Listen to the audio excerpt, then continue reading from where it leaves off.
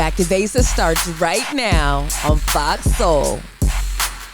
Welcome to Back2Besa on Fox Soul. I'm your guest host, Tavis Conway, a filmmaker, content creator, and storyteller. This summer, I've been working with Converge Media in Seattle, covering community events, producing segments, and stepping in front of the camera. Living here and working with Converge this summer has showed me how deeply community can shape a place and how storytelling can connect us across experiences. I'm excited to bring these stories from the Pacific Northwest to you. Tonight's all about power, pride, and purpose. Youth leveling up their futures, a gun violence walkout, leaders tackling tough issues head-on, fathers building unshakable bonds, a ride through history with the Buffalo Soldiers, rooftop celebrations of our storytellers, and the 116th NAACP National Convention. Let's jump right into it. This story is a joy to speak about because it's all about investing in the next generation. We're spotlighting the Next Generation Level Up Celebration, hosted by FAST, Father and Sons Together, and powered through a partnership with AVELA, a vision for engineering literacy and access. The event recognized youth from the Seattle area who completed phase 1 of a year-long career readiness program. From resume writing and public speaking to STEM projects like lighting design and keypad coding, these students did not just participate, they showed up and showed out. They also received summer internship placements, setting the stage for a future full of possibilities. FAST has been around for 14 years, and our mission has not changed. We are here to strengthen the relationship between fathers and sons. We believe that father needs to be present, positive, and active, and we believe that the whole family benefits as a result of that. FAST NGL Youth Celebration of Excellence.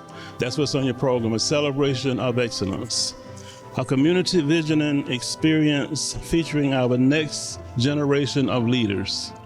I think it matters because a lot of youth are not really getting everything they can out of the public school system. And I think what FAST does is gives them an addition. So what we do is we give them some hands-on experience. We try to give them some confidence and we let them know how amazing they really are. I've seen people come in for the first time and they don't speak, they just kind of lay it back and everything, but as the program goes, they get confidence, they learn how to talk, they learn how to take initiative, and they learn how to take a lead. Proper preparation prevents poor performance. You only get out what you put into it. I think it shows us that there are a lot more options and a lot more resources that are available. I advise everybody to try it. They don't know that you can get way other certifications, you can get other qualifications that will do just as much as a degree and have the same effect, if not more, especially if you stack it on top of a degree. And I think that's an extremely important message that we need to share more. My experience, I think that I've had a really good time. I think I personally am someone that is very vocal and I like to speak and show my opinions. And I think NGLU has just done a really good job at trying to incorporate everybody, no matter what race, no matter what gender, no matter sexual orientation, anything. You just, whoever you are, you can come in and learn something new every day, and I think that's great. I learned that it's okay to put myself out there and think about the things that is more important for me every single day. Cultivate a space for youth to gain hands-on experiences and to create opportunities for students that they may not have come across otherwise. We understand that the youth really are the future. They are the future leaders and doctors and lawyers and business people. And by investing in them, we're directly investing into our own futures. Our students have spent the last 12 weeks learning about themselves, about different career fields, and what it means to be successful in both their personal lives and their professional ones, to learn what it means to be career ready, and are ready to use these skills in the next phase of the NGLU program, which is the internship phase. Every student who completed phase 1 of the program has successfully been placed in an internship, where the students are going to be going on into research opportunities that we, the AVELA partner, help facilitate, partnering to work in research labs in the University of Washington, as well as work to develop machine learning experiences, which is something that's super amazing. Beyond that, this program has impacted me as a person because I've been able to reflect seeing how hard these students work. I get to see their mindsets, where they come from, and see how that could be applied to my life. It taught me that responsibility is more than just a mindset, it's law. You have to follow it, you have to follow through, and you have to accomplish what you say you're gonna do. I walk in Eyes drift, the light of thoughts lift without a word. They see the frame, not the flame, the outline, not the name. Spoken in echoes of the person I am, quick to assume, slow to understand. But I was planted deep, beneath assumptions, beneath the noise. A seed wrapped in a coat of melanin, not just color, but cover. They don't know I grow where light is rare, where roots twist through hardened air. And still I rise each time, wiser each time. Higher, fully, freely, me. Keep pushing. It's only gets better from where you are now. People have it worse than you do, so, go throughout your day as if it would be your last. Don't try to race anybody else or be in first place from anyone else. You need to do the best to beat yourself. Be very open-minded and definitely think about what you want and also what you would be open to, because stepping out of your comfort zone is definitely what is going to make you go far. For whoever's looking for an opportunity, this is it. And take advantage of it. It's not going to be here forever, but for right now, it's the best thing going. This celebration was a reminder of what happens when a community truly invests in its youth. Confidence builds, doors open, and the vision for what is possible expands. Huge shout out to FAST and AVELA for creating a space where Black and Brown youth can see themselves in STEM, leadership, and beyond. With FAST now developing FAST ROC, a new resource and outreach center, the momentum is growing. If you want to learn more or get involved, head to fastfathersandsonstogether.org. On June 6th, I was at Garfield High School in the Central District, where students walked out to honor the life of Amarr Murphy-Paine, killed 1 year ago while trying to break up a fight on campus, as well as students Solomon Taylor and Salvador Granillo, both victims of gun violence. While there, we spoke with Amarr's father, Aaron Murphy-Paine, about what this day of remembrance meant to him.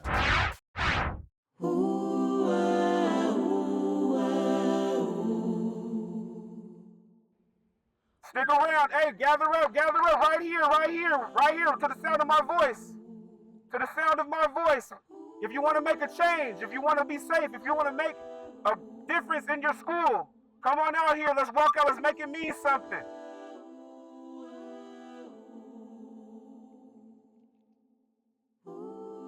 What's going on here today is the kids came to us to ask us how could they commemorate the loss of Amarr and their other students lost this year to gun violence.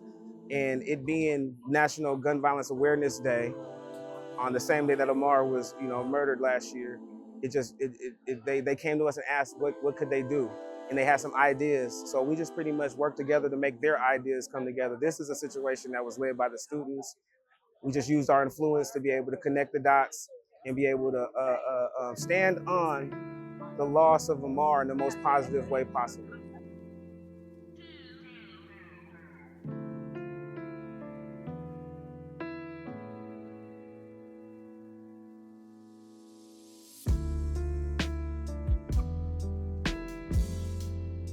Amarr, Salvador, Solomon, come on over here, stick around, make a difference. What you guys are experiencing is not normal. What you guys are experiencing is not normal. Do not walk away from an opportunity to make change. That's what this was about. It's about giving the kids an opportunity to have a space to listen and love, for the community, to show that the community does care. There is people who care. There is people that can help make the right decisions for their future, instead of all the people that makes the decisions that has affected their future negatively up until this point. Today is June 6th, National Gun Violence Awareness Day. The year to the day that Amarr Murphy-Paine was murdered right there in front of your school. My heart is on God. My heart is set forth on my faith, because that's the only thing that I could get through this situation. That's the only way that I can lead this family in a way that represents Amarr in the most positive way possible. I'm God-led, man, to the best of my ability. Am I human? Yes, I'm human. And there's moments that I have, my flesh gets weary. But at the same time, over this year, I've done things and took that into my by, took that into the grasp, into my own control of being able to see therapists, to be able to, go to rehab, to take grief classes and all that type of stuff. So the flesh part is definitely something that I have to work on, but all this is in spirit. This is an assignment. This is an assignment. And the only thing that's gonna keep me going in this life right here is being set forth an assignment that God put on my life. But I also want to make sure that we're not only standing here for Amarr. You guys lost 2 other students in a year's time due to gun violence. And the countless friends around this city that you may have lost to gun violence as well. We're standing here on the back of Amarr's situation to help you guys understand that what's happening is not normal. It takes me back to like my experience as a coach. If I want to get the best out of my players, I got to have them manifest what they're going to do before I have to have them think about what they're going to do before they actually do it. I got to get their mind set on doing a task at hand, to block the right person, all that type of stuff. So I had to speak that over myself. And that's where we're at today. I got to speak that over myself and know that there's a task at hand. I have a task. I'm on assignment.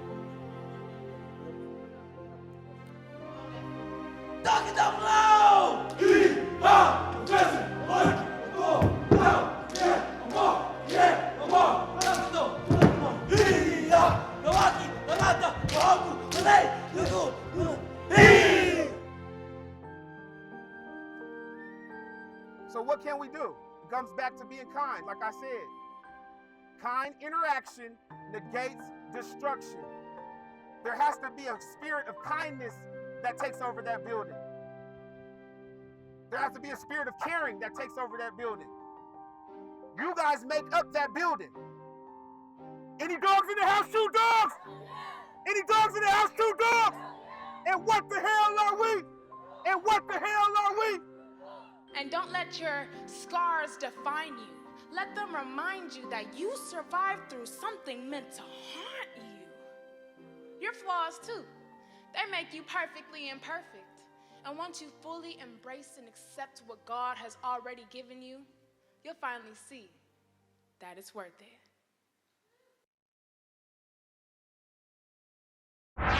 Gun violence is the leading cause of death for young people in America.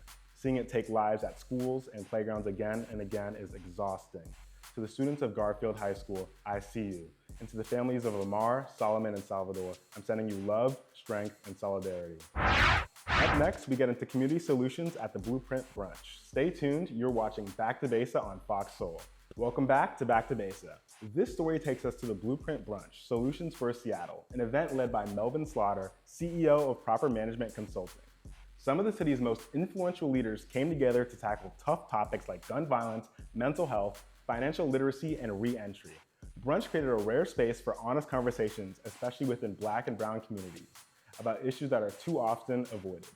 From grassroots organizers to seasoned advocates, the focus was on lived experiences, creative solutions, and systems that help young people thrive.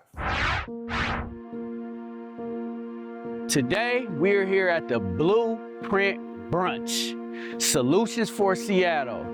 And our goal is to bring the whole city together and put 100 of Seattle's most influential people in the building to have a discussion about solutions regarding gun violence, mental health, financial literacy, and reentry.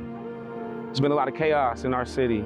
Just trying to find a way to get everybody together to at least start the narrative of being able to come together and speak these hard subjects. The hard topics that in our culture, Black and Brown cultures, that we don't want to touch with a 10-foot pole most of the times.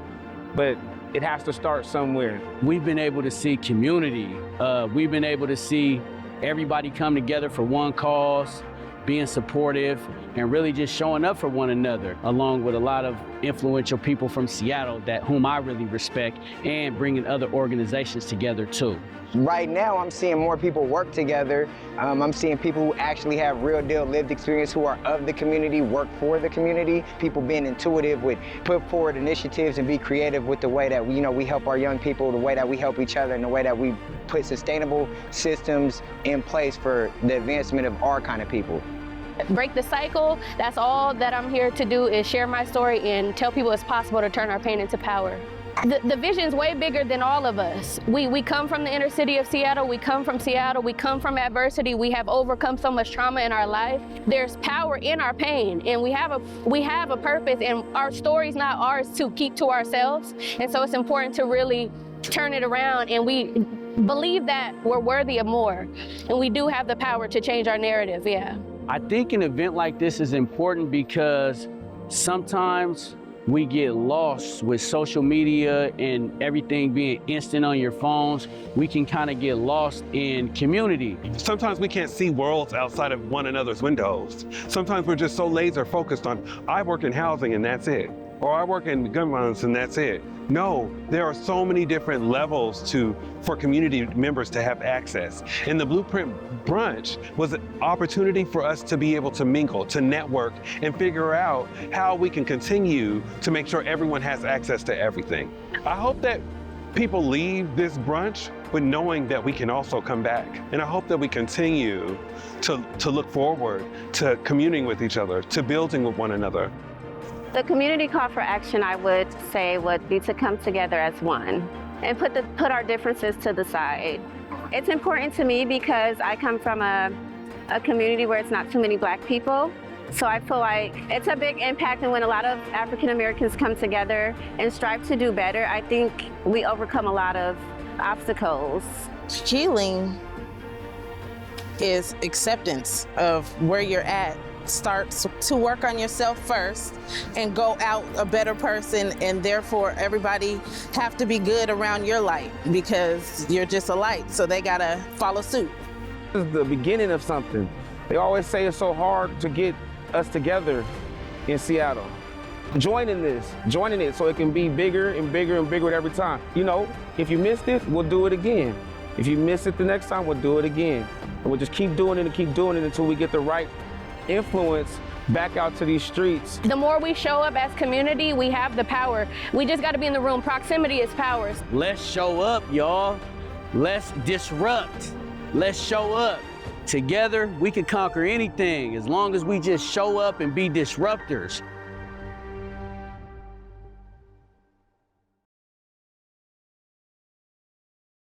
The Blueprint Brunch was not only about networking, it was about transforming pain into power, changing the narrative, and committing to action. By uniting housing advocates, gun violence prevention leaders, mental health professionals, and community members under one roof, the event proved that presence and proximity are powerful tools for change. As Melvin Slaughter and the organizers reminded everyone, the community is worthy of more. The solutions are within reach.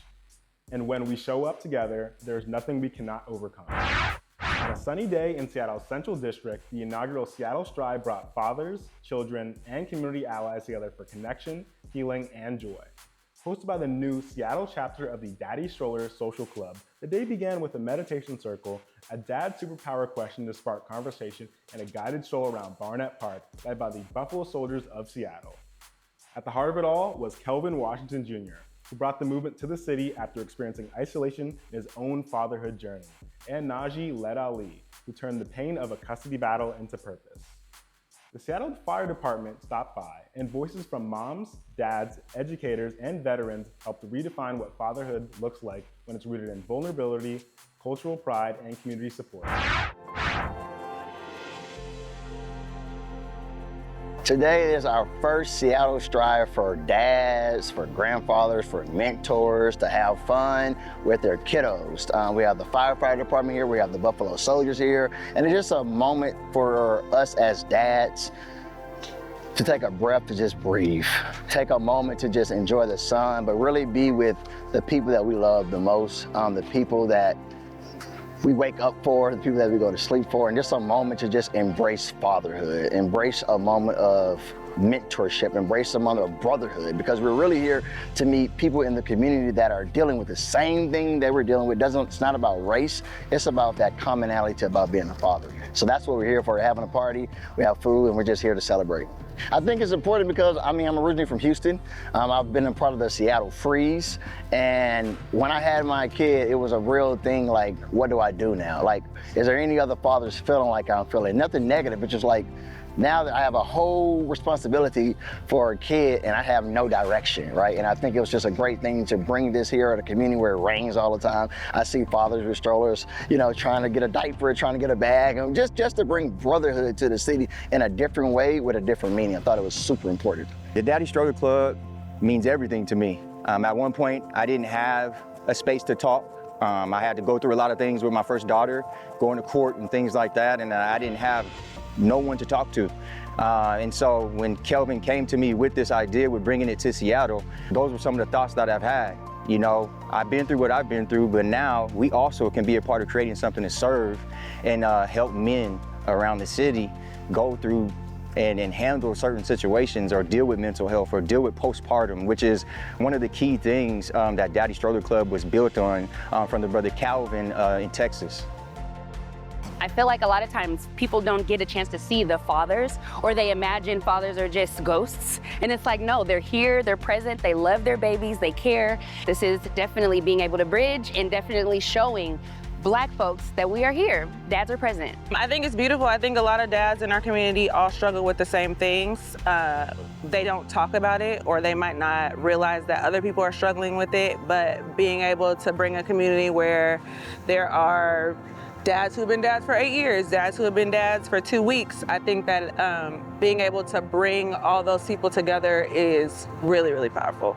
And when you can find other people who have shared interests as you do, and the natural one here being fatherhood, I think you can gain a lot of strength from that. There's a lot of power in the shared experiences that are represented here. And I really appreciate just having those different perspectives feed into me and give me more tools, you know, to go about this life and parenting my kids. Being here today has been amazing. Meeting some of the dads have been amazing. And just, you know, a lot of us are just doing what we can. We're doing our best. And just to look over and, you know, give another dad, be like, yo, you got this. It's powerful. It's good seeing other Black dads, or even any dad out with kids, and just tell them like, hey, you're doing a good job. It's good telling another man, hey, you're doing a good job. Make me feel good. Because you don't hear that a lot, you know. I'm sure back when my dad was raising me, people didn't say, hey, you're doing a good job. They're like, this is what you were supposed to do. There was a whole life that I didn't expect to go through or to have, or, you know, and there was no time to really like look around and see who was also going through some of the same things. A lot of us have had long nights, long hours caregiving. We've been up crying because we're feeling in isolation. And so it's great to have, you know, people countrywide, some international, that you can just, hey bro, I'm feeling this. They'll completely understand. And the more and more that we're able to do that, our community builds, that's everything. You know, us building a strong community, having each other's back, coming to support other organizations. Buffalo Soldiers of Seattle came out here to support Daddy Stroller Club because, yeah, we got y'all. Y'all want horses to come through? We gonna come through. It's nothing. So we love the community, and we want to be able to give back to the community and let people come and enjoy this stuff. So I think that's all about Black joy, us coming together, being together, and enjoying each other. Liberation. Being able to be liberated through whatever you feel brings you freedom. So today it might be just laying in the sun. It might be waking up and seeing your son or your daughter, but that freedom that you have given your own identity, your own self, to be who you are in your own skin. That's what brings us joy, when you can move freely, when you don't have to be concerned about the next person, but you can be concerned about who's inside of you. We want to be able to liberate fathers who thought they could not be the person who they wanted to be, and we know who they were created to be. The Seattle Stride was more than a family walk. It was a living statement that fatherhood is about presence, healing, and joy. From tossing footballs and doing cartoon voices with their kids, to honest conversations about mental health, the Daddy Stroller Social Club showed that vulnerability is strength. Kelvin Washington Jr., Najee Led Ali, and the Seattle chapter are building a brotherhood where dads do not have to show up perfect. They just have to show up. As Kelvin said, liberation is Black joy, and this movement is making sure fathers in Seattle have the space to walk in both. We're taking a short break, and when we return, we head out to the ranch with my friend Deontay Damper and the Buffalo Soldiers of Seattle for a ride through history. Stick with us. You're watching Back2Besa on Fox Soul. Welcome back to Back2Besa. I'm your guest host, Tavis Conway. For this story, we head to the Red Barn Ranch in Auburn, where our very own Deontay Damper stepped out of his comfort zone for self-care with a lot of history. Guided by the Buffalo Soldiers of Seattle, a nonprofit community outreach program preserving the legacy of Black cowboys while teaching horsemanship and life skills, Deontay saddled up for his first horseback ride.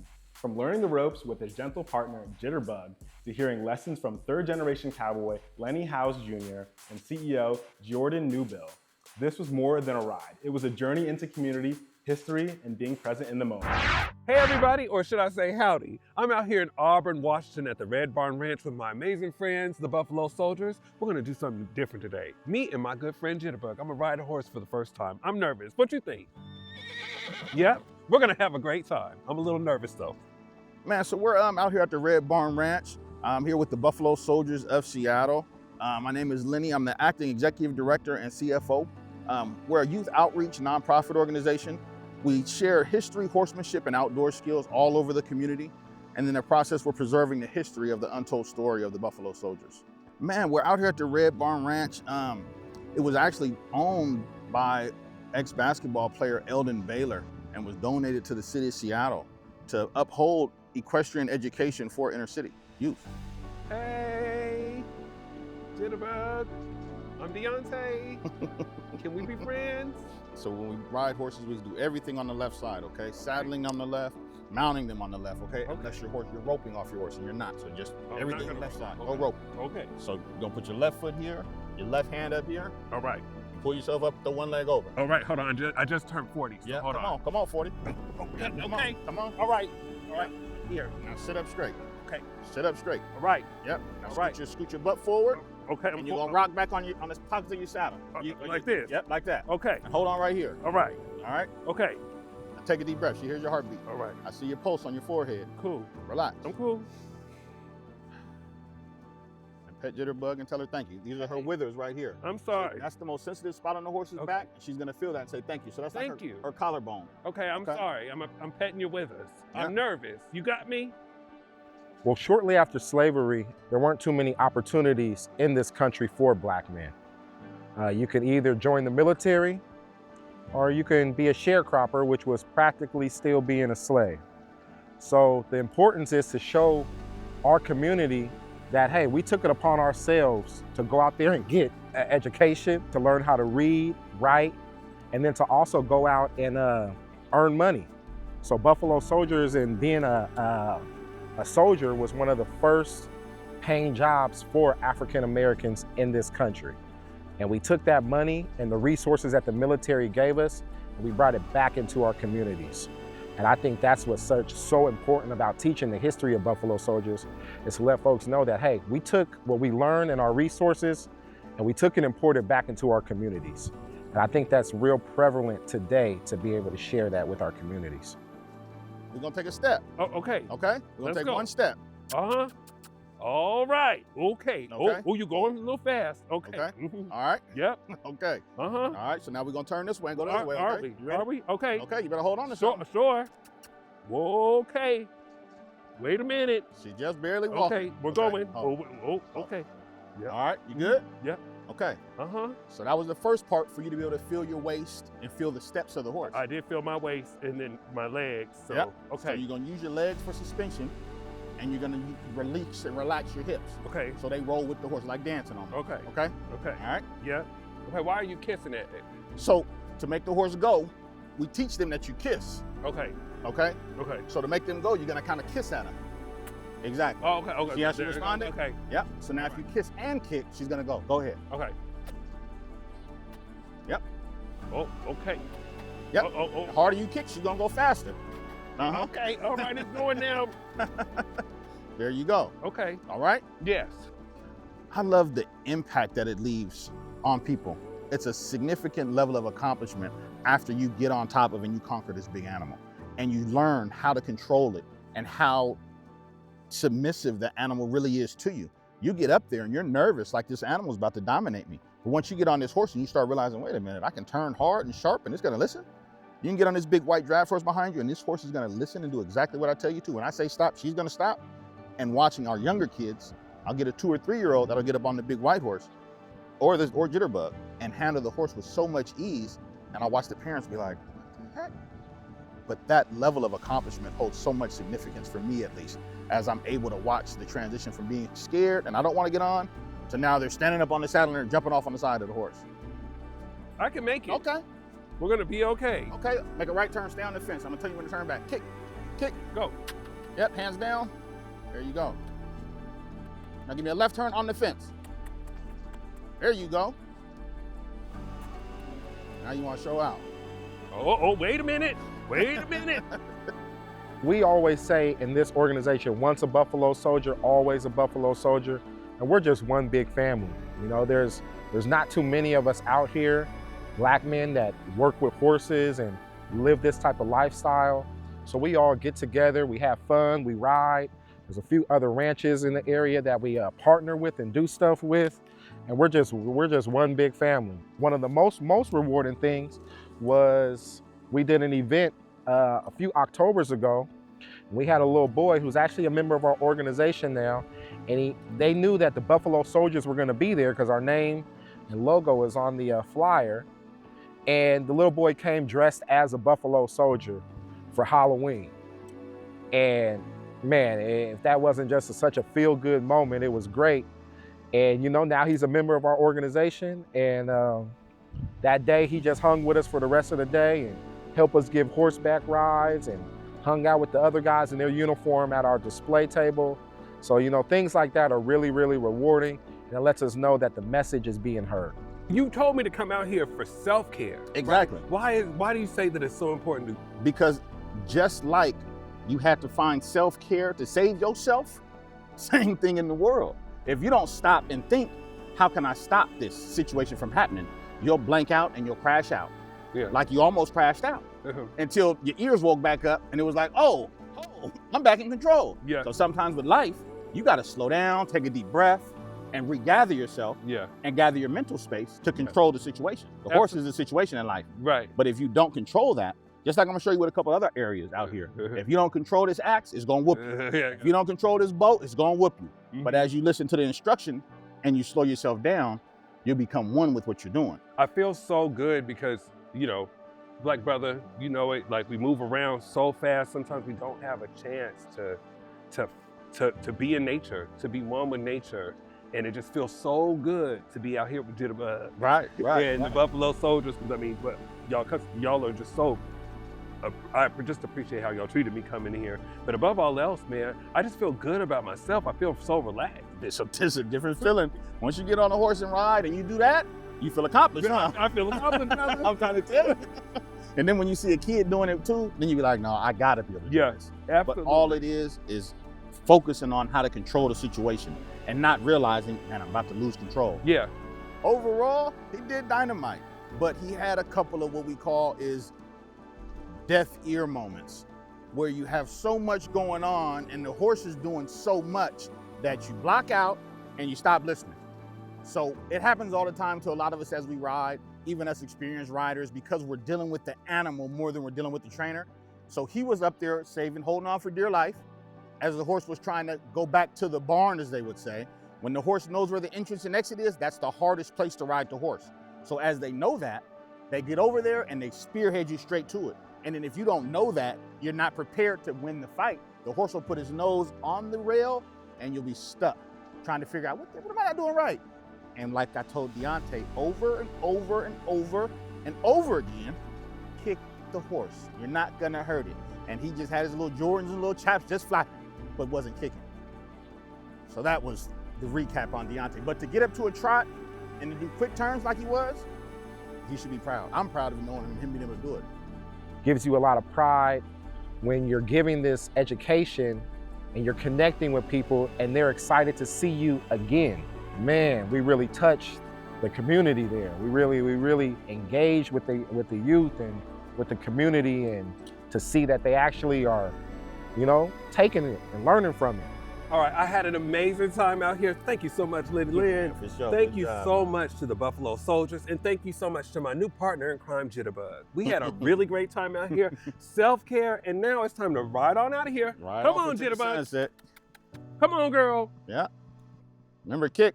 I'm kicking. Yeah.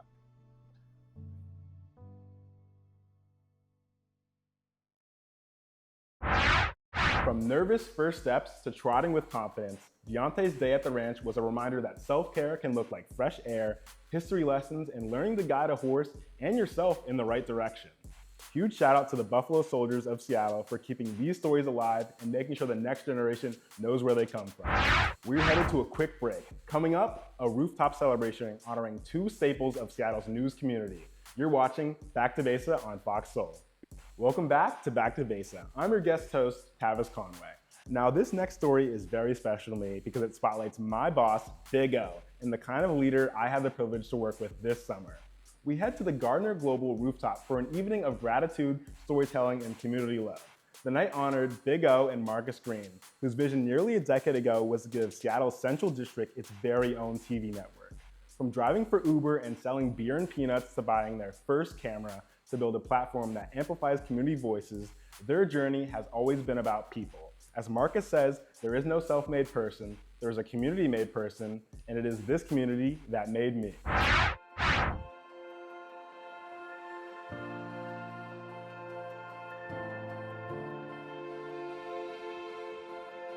Welcome to Gardener Global Rooftop. This is not publicly posted, and the overwhelming response of people who were like, I'm gonna be there, is a true testament to this guy, Marcus Green, and this guy, Omari Salisbury. Me and Eric Calligraphy set out 9 years ago with a vision to give the Central District its own TV network. Imagine how crazy that sound, right? I was driving Uber and selling beer and peanuts at T-Mobile Park to just buy our first camera. Who would have thought that this seed planted with purpose would blossom into what it is today?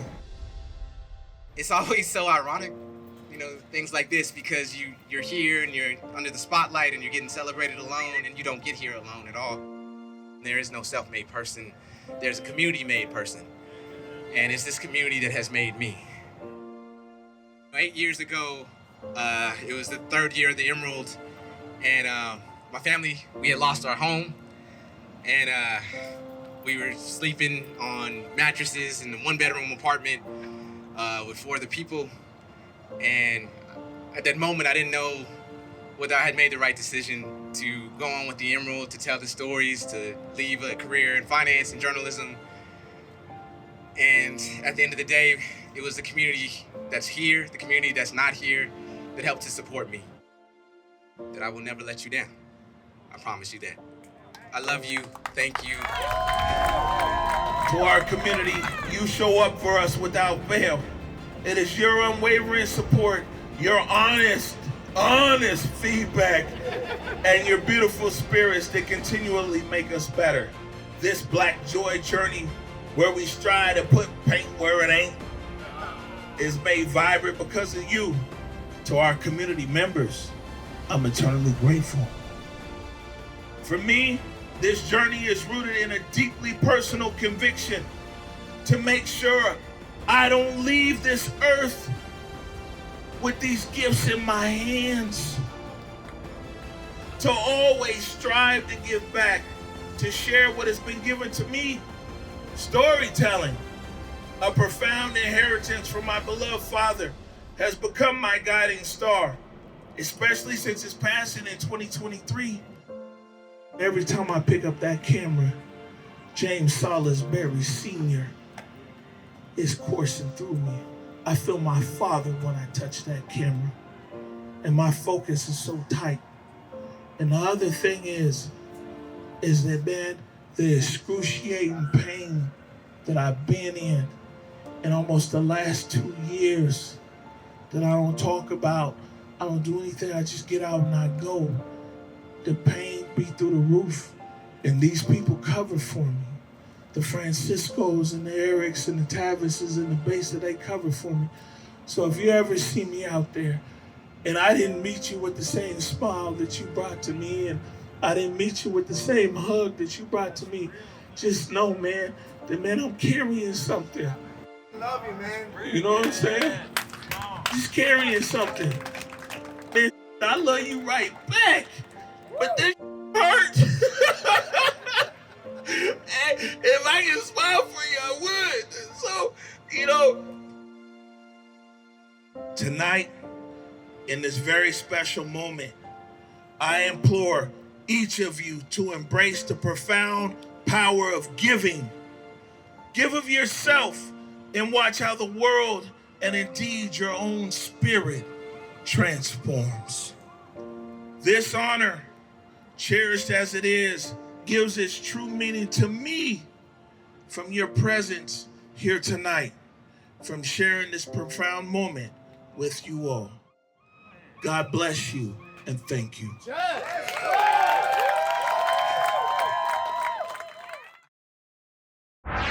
For me, the Rooftop Honors was more than a celebration.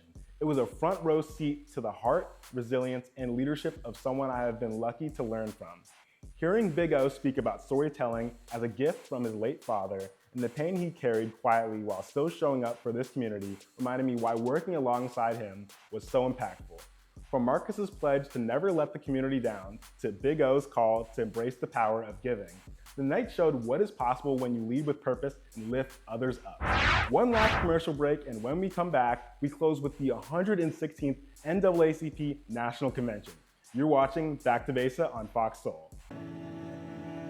They told me I was too much, too loud, too bold, too soft when I should have been steel, too bright when I should have dimmed. But I was never made to shrink. I was made to rise. I've unlearned the lies they've wrapped me in, peeled off the shame like old skin, stood in the mirror and whispered, this is love. Love that doesn't ask me to twist in the shapes for someone else's comfort. Love that doesn't feel like deep exhales, solo dates, and choosing peace even when chaos comes dressed like company. There's power in my stillness, in how I cry without breaking, how I break without quitting, how I love myself without permission. I'm not waiting for a spotlight. To know, I shine. I am the moment, the mood, the masterpiece, in progress. So, if you ask me who I am, I'll say, I'm everything I needed. And finally, I believe that's enough.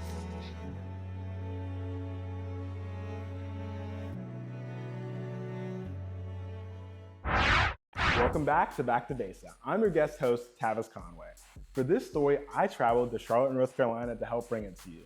The 116th NAACP National Convention gathered advocates, strategists, and community leaders from across the country. From the dynamic women in NAACP Luncheon, hosted by Ebony K. Williams, with voices like former U.S. Attorney General Loretta Lynch and New York Attorney General Letitia James, to the energy of the opening plenary and youth-led workshops, this year's theme, The Urgency of Now, was front and center. Whether it's tackling voting rights, amplifying youth leadership, or calling for unity over division, the NAACP showed why it remains the oldest and boldest civil rights organization in America.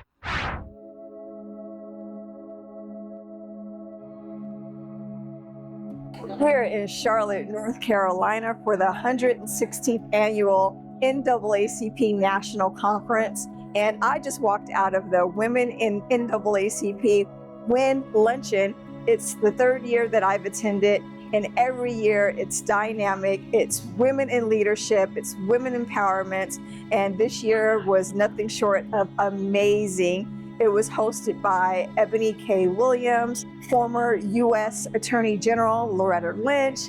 We had Letitia James, who is the New York Attorney General, and it was powerful, it was dynamic, it was very enlightening of where we're at today and in that theme of the urgency of now. The NAACP is home. It is a place where we come together to do the work to advance our agenda as African American people, but the agenda that we're advancing not only helps us, it helps our entire communities, because it's the oldest and the boldest civil rights organization, and civil rights is something that every human being needs. It's a big deal. Whenever you get advocates and strategizers all in one space, you know something big is about to go down. It's a privilege. I just came from the opening plenary mass session. We had a very nice performance by Sainted, and they really got us going, got us hyped, got us on our feet. We had a number of speakers that were welcoming us to Charlotte, primarily the governor of North Carolina, the sheriff of the county, and had a couple of state representatives welcoming us to Charlotte to celebrate the opening of the convention here.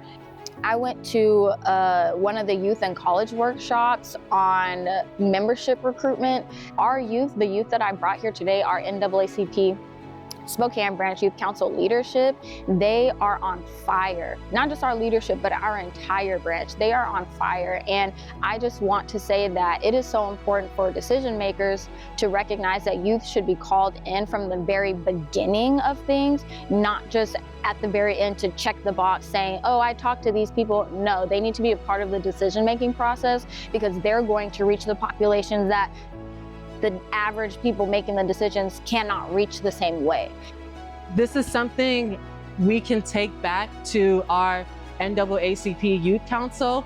A lot of the things that we learn here, we can use to share with other people of color back home. And what I love to see was that a lot of women panelists and the women speakers, they were very fierce, and they were very unapologetically themselves, and they showed up, especially because in society, there's a lot of limitations on what they want to see Black women say and do. So I love to see that. It's been very inspiring to hear everyone talk about how they found their way into fighting for change and joining the NAACP. It's very inspiring to hear people encouraging us to keep going. A lot of history about NAACP and answering the call, and those who know about NAACP and the history, and that call was in 1909 after a lot of racial reckoning happening in this country in 1909, and our founders came together and said, you know what, it's time to do something about this. And still, 2025, we're still answering the call, and the urgency is now. It hasn't been that long that we didn't have voting rights. And now that's being addressed with IDs and taking away the mail-in ballots. That's happening in Bremerton. That's happening in Washington. That's happening in the Northwest, which is considered the most progressive area of the US. You are a very small minority. However, that doesn't mean that's where your voice should be. You can have a loud voice, you can be powerful, your advocacy can be strong. Numbers do not dictate the power that you should operate in. We need to, instead of focus on me, it's we, because regardless, it doesn't matter if somebody is of any type of different background from you. Anytime that there's injustice, they're going to use that against you. One day it's them, but the next day it's you. Absolutely. And so we need to focus on uplifting and protecting everyone. We really have to come together. It's not about being siloed. It's really divided we fall. So we have to come together on all fronts and all aspects and really work with each other, build coalition, and not continue to be siloed. It's empowerment. It is reminding me that I have a voice, I have a vision, and we can use our votes to make change. Every year that I come to NAACP National Convention, it reminds me of what I'm doing for our community, what I'm doing for Spokane. And although I'm here in Charlotte, I'm just one of thousands that are attending this conference. I'm taking this power and the word back to my community to empower my community and push them forward.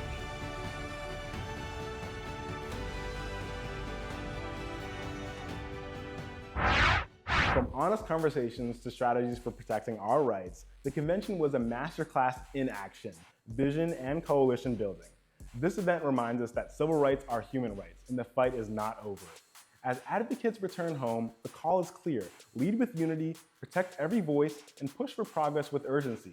To learn more or get involved, visit naacp.org. Alrighty, y'all, we made it to the end of the episode. Now it's time for the moment where I drop an affirmation.